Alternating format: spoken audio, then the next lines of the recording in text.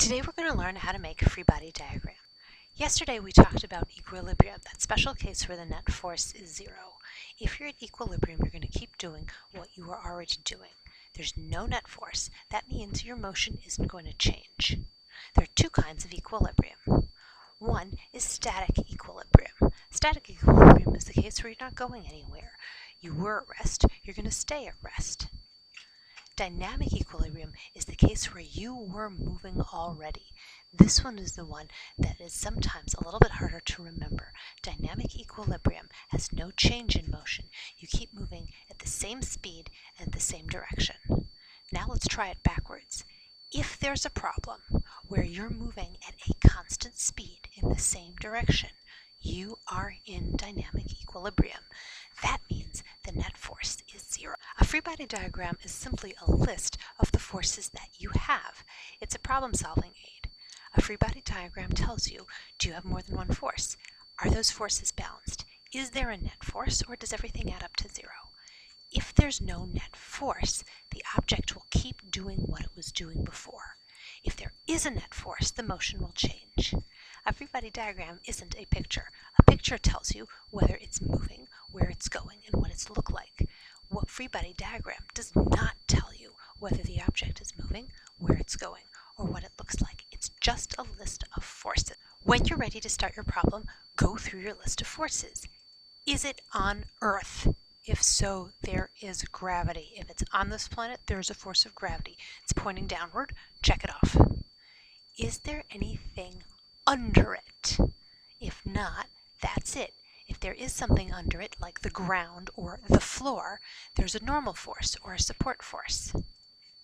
Is anything or anyone pushing or pulling or lifting or kicking it? Can you name the person or the object who's pushing or pulling or lifting or kicking it? If so, write it down.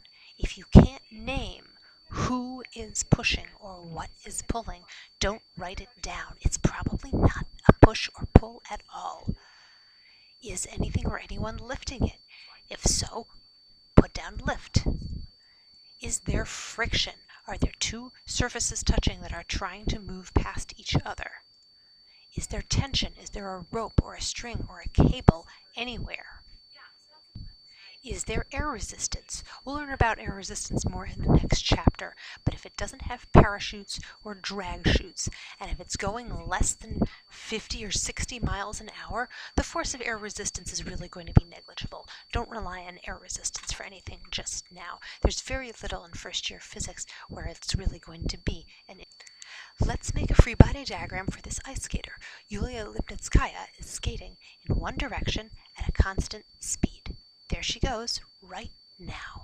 We start the free body diagram by drawing the skater. Here she is, all elegant and beautiful.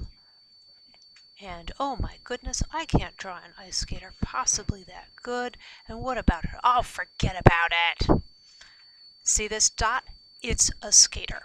How can we tell? Because we've got a label. It says skater. Done.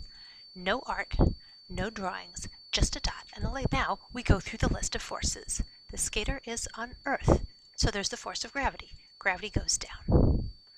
The skater has a floor under her, so there's a support force or a normal force. The normal force goes up. The normal force and the support force are the same size, so we make the arrows or vectors the same length. This is what a free body diagram is. It's a graphical diagram of all the forces there are on something.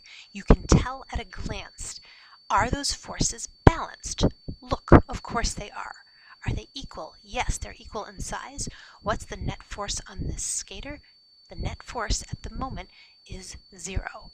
That means the skater ought to be in equilibrium. Check. How can she be in equilibrium? She's moving. Oh, that's right. The skater is in dynamic equilibrium because she's already moving. That means she's going to keep doing what she's already doing. That means she's going to keep skating forward in the same direction. That makes a lot of sense. She's going to glide. Are we done? What about the forward force. What's the forward force? She's skating forward, isn't she? Isn't she? Well, I thought she was skating at a constant speed in the same direction. And if there is a forward force on her, that means in order for her to be in dynamic equilibrium, there has to be a backward force as well. What's the backward force on an ice skater on slick ice? Is it tension? No, she isn't tied to any strings. Is it friction? Let's check. Slick ice. Is there friction? No, actually there isn't any friction. Friction on slick ice is negligible. This isn't the force of friction. In fact, it's pretty clear that there's no force in the backward direction. None whatsoever. Now, does this look like what the skater is doing? Is the skater being pushed forward by somebody? Anybody? Anybody at all?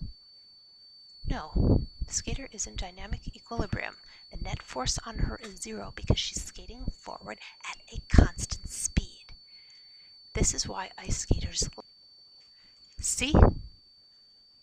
See the patch here where she didn't have to move her feet at all? That's what this ice skater done. The next example is of a kid getting taken for a ride. Pause and make a free body diagram in your notes. You should have 4 forces when you're done.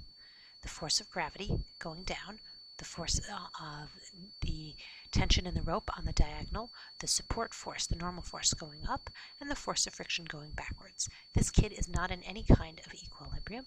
The kid is being pulled forward faster and faster.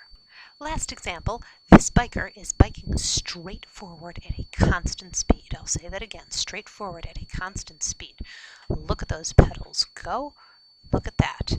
Now, make a free body diagram in your notes for this biker biking forward at a constant speed. How many forces do you have?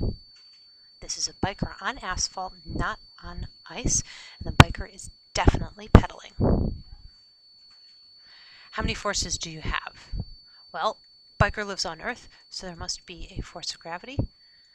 Biker has a road under him, so there must be a support force or a normal force. Biker is not sinking through the road or flying into the sky, so those forces must be equal. What about the horizontal direction?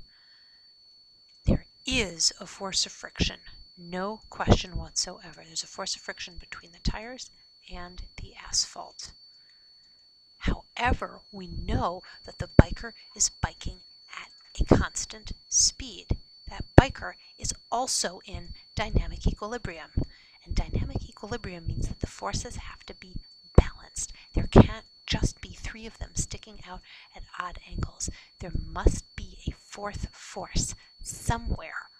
What's more, that 4th force has to be exactly as big as the force of friction. The 2 of them have to balance each other out. They have to be equal. Something that the biker is doing with those legs and those pedals has to be creating another force. For the moment, we'll guess that it's the force of the pedals on the bike. We'll say that the pedals push the bike for now. By Newton's 3rd law, we will have solved the mystery, and we will have figured out how the feet and the pedals and the ground push the bike. In the meantime, this looks like dynamic equilibrium, and this is how the biker is able to bike forward at a constant speed in a constant direction. To be continued.